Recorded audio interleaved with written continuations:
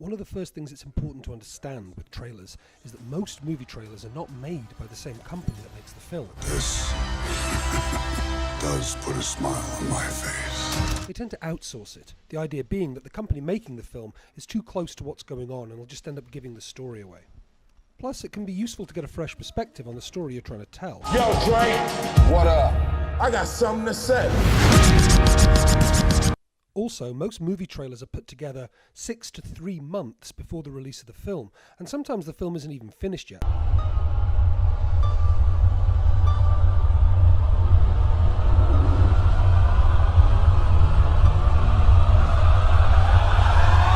This is one of the things that accounts for clips that appear in the trailers that don't appear in the finished film. Take that away, what are you? Genius, billionaire, playboy, philanthropist. So whether it's Suicide Squad, What you having? Beer. Whiskey. What am I, 12? Iron Man 2, You complete me? Paranormal Activity 3, Say Bloody Mary 3 times. Indiana Jones 4, You're a teacher? Part-time. Rogue One, I rebel. or indeed many, many, many more. There are always films that have clips in the trailers that don't have clips in the finished version. So let's take a look at some trailers and how to analyse them. Great films since Hitchcock's day have all had a great colour palette, and this film is no exception. Its colour palette is red. Look at the number of times red crops up in this opening sequence. Red obviously signifies danger, the struggle, the problems they're having. It's also an imperial colour. It can signify authority, the problems that they're having with the police, and we can see it here when he's arrested. The light on his face is red. This next section is all about the shot types. Whether it's close-up, low-angle hero shot, or with some kind of barrier between the camera and the subject, and so between the audience and the subject, it's all about the intimate shots as we get to know the members of NWA. Cruising down the street in my 6'4". Hey, that was dope, eh? In this next section, there's a marked difference between day and night. At night, the party is jumping, everyone's having a good time, everyone loves NWA.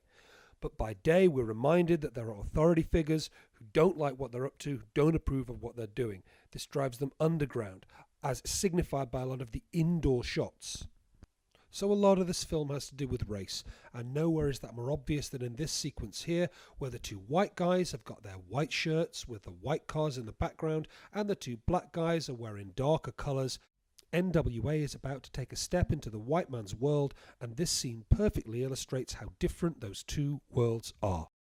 Here the colour palette of the film changes from red to gold, which connotes wealth, success, and the sorts of endeavour that the aspirer audience is constructed as wanting to have. In this section, the trailer is guilty of what I like to call the catch-all. It tries to appeal to as many audiences as possible. There's a car chase, there's excitement, there's a battle against the man, there's being beaten down, there's the police, there's violence, there's racial tensions. This is designed to pull in anyone who's not already been hooked in by the previous 2 minutes worth of trailer. The constant cutting in this section between battle, conflict, success, being cheered on, being beaten down, reminds the audience of the themes that this film is a struggle against adversity. And the close, tight shots of the police and riot scenes, contrasted with the wide, expansive shots of the crowds at the NWA gigs, shows just how much this group accomplished. And if you watch this film, you'll see them accomplish it too. Yo, Drake! What up? I got something to say.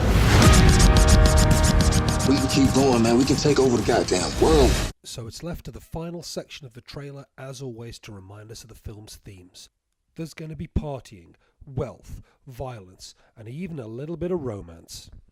The only thing left to do now is remind everyone of this film's name. I'm coming straight out of Compton.